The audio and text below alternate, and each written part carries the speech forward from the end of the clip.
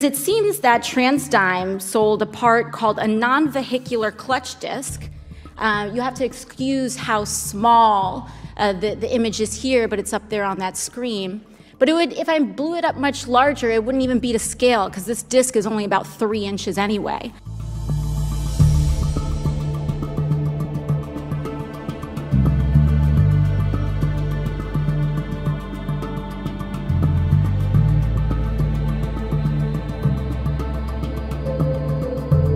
A pair of jeans can cost $32. Imagine paying over $1,000 for that. But the good news here is that what I've found is that the cost of about 149 of these clutch discs will cost, at cost, is about $4,768, except TransDigm charged the public $215,007. That is a margin of about $210,239. Mr. Howley, are you aware how many doses of insulin we could get for that margin?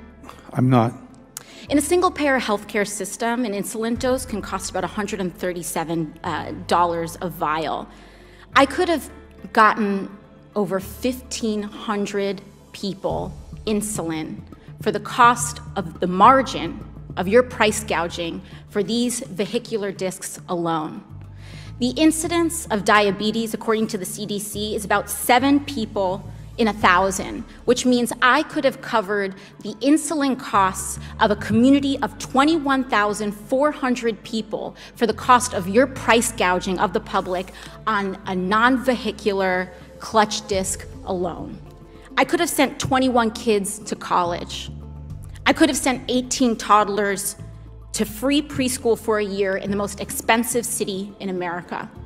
So my question to you is, why should we give you another dime? It seems to me the government always has the choice of what to buy and what not to buy from us. We believe that we provide the government with well-designed, well-manufactured, high-quality product. We deliver it in a timely fashion, and we support it when there's a problem. How much competition do you have?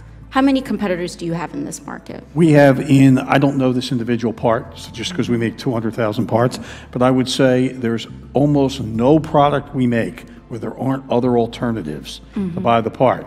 But it could be one alternative, 2 alternatives, or 1,000 alternatives. Not 1,000. Not 1,000. Some number of alternatives. So we it's were not almost a perfectly always selected originally in a competitive process when the airplane's designed. Where we're selected because of our price, our technology, our delivery, our contract terms, whatever. You know, I find this interesting because this term free market comes up very often, but I don't think people really understand what that means, because so often it's not a free market at all. It's a captive market.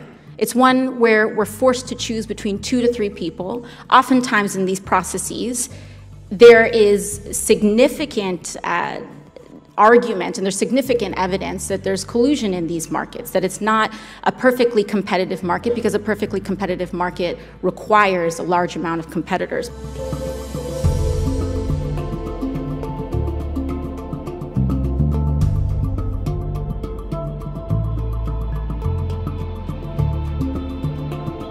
Today is my lucky day, because for ages, we're consistently told that single-payer healthcare is too expensive. We're told constantly, how are you going to pay for it? How are you going to pay for covering the insulin costs of everyday Americans? And I seem to have found part of my answer here today.